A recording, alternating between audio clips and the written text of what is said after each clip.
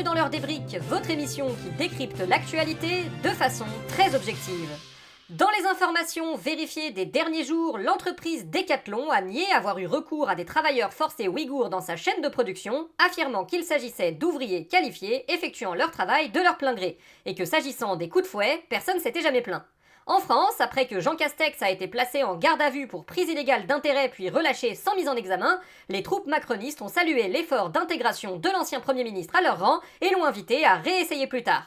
Pour commenter ces informations, je serai tout d'abord accompagné de l'actuel Premier ministre François Bayrou. François Bayrou, bonjour. Bonjour. Pour l'accompagner, la chef de file du Rassemblement National, Marine Le Pen. Bonjour Marine Le Pen. Bonjour. On continue avec le maire écologiste de Grenoble, Éric Piolle. Bonjour Éric Piolle. Bonjour. Et on termine ce tour de table avec la présidente du groupe La France Insoumise à l'Assemblée Nationale, Mathilde Panot. Révolution! Bonjour à vous aussi. Notre premier sujet sera bien sûr l'affaire Betaram.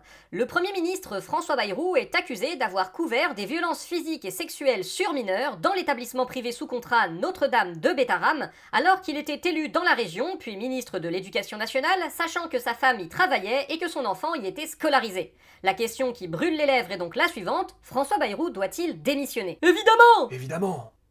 Tiens, Marine Le Pen, vous ne dites rien ?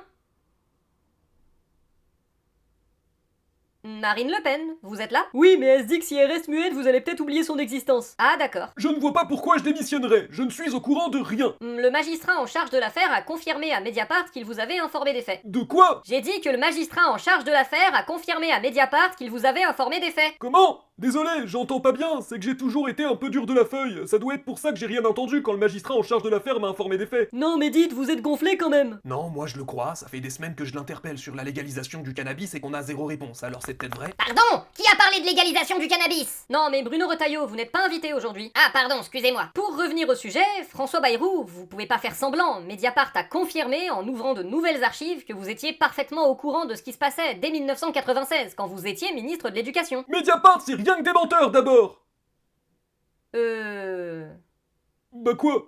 Ben, vous avez remis en question Mediapart. Oui, alors? Règle numéro 1, Mediapart a toujours raison. Règle numéro 2, Mediapart a toujours raison. Règle numéro 3, si vous accusez Mediapart d'avoir tort, se référez aux règles numéro 1 et numéro 2. Oui, bon, ça va. Mais tout ça nous ramène à notre question principale. Allez-vous démissionner de votre poste de Premier ministre ? Mais non, Ah, c'est marrant, pour ça il a de l'ouïe. Je rappelle que vous avez démissionné pour moins que ça en 2017 et que François de Rugy avait démissionné du gouvernement pour des homards payés avec des fonds publics. Là, c'est bien pire. Qui vous a dit que les homards étaient consentants? C'est presque pareil. Bah, si c'est presque pareil, démissionnez. Mais non, Cela dit, après ces révélations, la motion de censure du Parti Socialiste, déposée initialement suite à vos propos sur la submersion migratoire, prend une importance nouvelle. Ouais, bah au PS c'est des traîtres, mais au moins ils ont encore un peu de dignité. Ça reste à voir. Et puis vous, les filles, vous avez un député qui avait agressé sexuellement des meufs. Vous êtes mal placé pour parler. Bah nous on l'a viré dès qu'on a su et il a démissionné. Ça veut dire que tu vas démissionner de ton parti en plus de ton poste de Premier ministre? Mais non, Marine Le Pen, concernant la censure du PS, vous la voterez du coup ?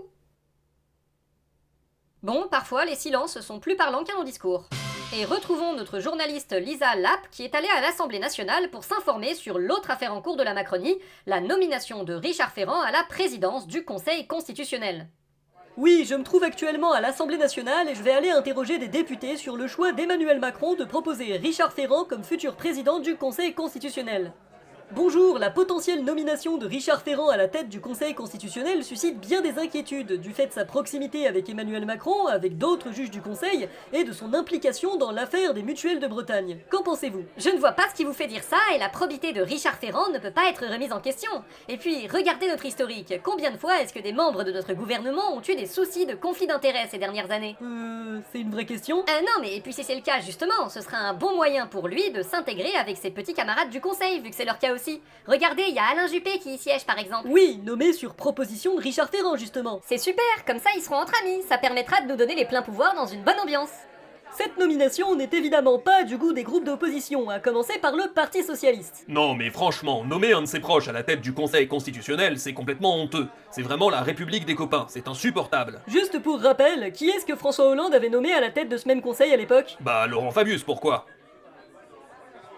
Eh ben quoi, dites quelque chose. J'attendais que vous fassiez le cheminement par vous-même, mais c'est pas grave. Toutefois, si l'on se rend sur le parvis de l'Assemblée, on peut rencontrer des soutiens à la nomination de l'ancien président de l'Assemblée nationale. Oui, je pense que ce monsieur Ferrand, dont je ne me souviens plus du prénom, est un excellent choix, qui doit permettre de résister à une éventuelle arrivée au pouvoir de Marine Le Pen. Ce monsieur Ferrand est un homme d'honneur, de dignité, de respect et de foot de rue, qui permettra de rendre à la France sa grandeur sur le plan juridique. Et ce, quand bien même il n'a lui-même aucune expérience juridique. Mais depuis quand est-ce que c'est un prérequis pour siéger dans la plus haute institution du pouvoir judiciaire d'avoir une formation juridique? Vraiment, je ne vois pas pourquoi ce serait important. Comme vous pouvez le constater, la nomination de Richard Ferrand ne fait pas l'unanimité. Mais comme nous sommes en 5ème République, ça ne devrait pas empêcher le président d'avoir son 3e mandat.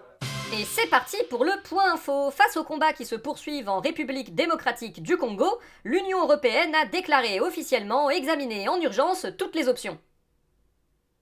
Ce qui veut sans doute dire quelque chose en langage diplomatique, mais principalement qu'ils feront rien. Politique française, face aux incitations à se rendre à la commission d'enquête parlementaire à laquelle il était convoqué, Alexis Kohler a répondu « Je vous emmerde et je rentre à l'Élysée ». Et on termine cette émission avec notre second sujet, la dépénalisation du cannabis.